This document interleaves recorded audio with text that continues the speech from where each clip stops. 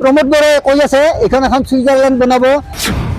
प्रमोद बर'नि सिमांनि सुइजारलेण्डखौ लानानै रायजोनि अजद যদি সরকারে আমার এই কামবিলাক একো কৰি নিদিয়ে তেনেহলে আমি ইয়াৰ পৰা ভোট বৰ্জন কৰি আমি কমপ্লিট বহি থাকিম। बाक्सानि भेवला बर'फारा बुनबारि सुबानि रायजोआ जयै रां बाहायनानै लुफुंबाय लहानि सिरि दालां। उदांस्रिनि 100 बोसोर गोजाम बे दालाङा ब्रिटिश सरकारा लुदोंमोन बे दंफांनि दालांखौ। दैबानानि समाव बोसोरफ्रोमबो दैबानाया बुखारनानै लाङो बे दालांखौ।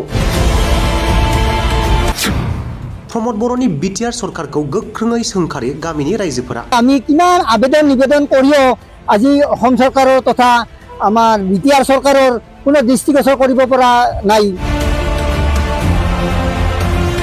गुबुन गुबुन दोलोआ बिसायख'थिनि समाव खोथा होयोब्लाबो जेबो मुलाम्फा जायाखै रायजोआ।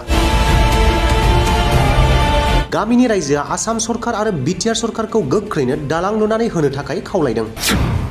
बेनि अनगायैबो फैगौ समाव भट होआ होननानै दाबि खालामदों रायजोआ। प्रमोद बरे কৈ আছে এখন এখন সুইজারল্যান্ড বনাব। লগতে হিমন্ত বিশ্বৰ উন্নয়নৰ এই অসম চৰকাৰখন উন্নয়নৰ এই ফপলাস্বৰূপ আপোনালোকে ৰাইজে দেখা পাইছে বা এই নিউজ চেনেলবিলাকতো দেখা পাব। আজি কি হেৰিত ৰাইজে আজি গাঁঠিৰ ধন ভাঙি এই ৰাস্তাৰ কাম কৰিব লগা হৈছে আৰু ৰাস্তা বদলি চাওক কোনো মেৰামতি নাই। কোনোদিনে ইয়াত উন্নয়নৰ মানে পথ দেখা নোপোৱা এইখানে অসম চৰকাৰৰ মানে উন্নয়নৰ ফপলাস্বৰূপ এইবিলাক। আগমুহূৰ্তত যিবিলাক কেণ্ডিডেট বা যিবিলাক প্ৰাৰ্থীয়ে ইয়াত ভোট বিচাৰি আহে তেওঁলোকে কৈছে আমি আপোনালোকৰ উন্নয়ন কৰি দিম, কিন্তু উন্নয়ন আজি চাওক কোনোফালে উন্নয়ন হোৱা নাই। গতিকে আৰু ইফালে কৈ আছে কি কোনো এটা দলে প্ৰতিটা দলে কয় যে আমি আপোনালোকৰ উন্নয়ন কৰি দিম, কিন্তু ক'ত উন্নয়ন কৰিছে আজিলৈকে এই উন্নয়নৰ কোনো এটা 1% দেখা পোৱা নাই। জ্বলন্ত সমস্যাবিলাক যাতে চৰকাৰে এই সমস্যাবিলাক আঁতৰ কৰি দিয়ে তাৰ কাৰণে আমি এই ৰাইজে ইয়াত অনুৰোধ জনাইছোঁ।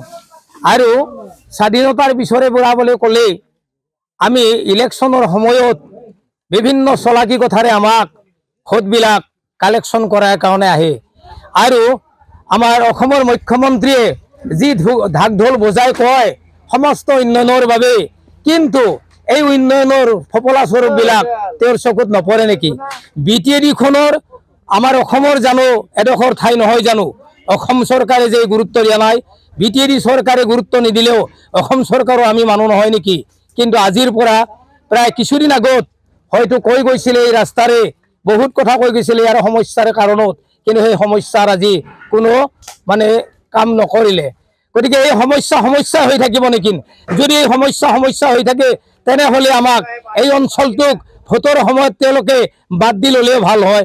আমি বাদ দিয়াত কৰি আমাকেই বাদ দিয়ক, কিয়নো আমাৰ ভোটৰ কোনো মূল্য নাই বুলি আমাৰ উপৰোক্ত বক্তাজনে কৈ গৈছে। গতিকে যদিহে ভোট বিচাৰি আহে পৰৱৰ্তী যি ইলেকশ্যন আহি আছে সন্মুখত বিটিআৰৰ ইলেকশ্যন, এই ইলেকশ্যনত আমাৰ উপৰোক্ত বক্তাজনে যে কৈছে প্ৰয়োজন হ'লে ভোট বৰ্জন কৰিম আৰু ভোট বৰ্জন কৰিবই। আৰু ৰাইজক কওঁ এই চৰকাৰখনৰ প্ৰতি আপোনালোকৰ বিশ্বাস আছে নেকি? আছে নেকি আপোনালোকৰ?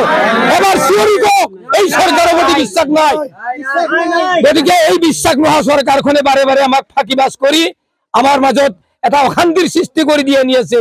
বিভিন্ন দলে বিভিন্ন কথা কৈ আহি আমাৰ চলাকি কথাৰে ভোট কালেকশ্যন কৰাৰ কাৰণে আৰু যিসকল ভোটৰ বাবে আহে সেইসকলক মই অনুৰোধ কৰি গৈছোঁ যদি এই উন্নয়নৰ কাম যদি হাতত নলয় তেনেহ'লে ভোট খুজিবলৈ এই গাঁৱত আহিব নালাগে বুলি কৈ মোৰ ক'বলগীয়াখিনি মাৰোঁতে সামৰণি মাৰিম। প্ৰমোদ বড়ো ডাঙৰীয়াৰ উন্নয়নৰ চৰকাৰ কৈ আছে, এখন মডেল বিটিচি বনোৱাৰ কথা কৈ আছিলে, কিন্তু এই মডেল বিটিচিখনত চাওক আজি কি মডেল হৈ আছে। ৰাস্তা বদলি দি যাব নোৱাৰি। যদি ইয়াত এটা মানুহ অকস্মাত মৰি যায় ইয়াত নিব লগা দলংখন নহ'লে নিব নোৱাৰি। গৰু ছাগলী আদি কৰি আমি হ'লেও কৃষিজীৱী মানুহ, এই ৰাস্তাৰে আমি কৃষি পথাৰত আহিব লাগে, কিন্তু সিহঁতৰ কাণ হাৰ নাই। গতিকে এই হ'ল ফপলাস্বৰূপ প্ৰমোদ বড়ো ডাঙৰীয়াৰ উন্নয়নৰ।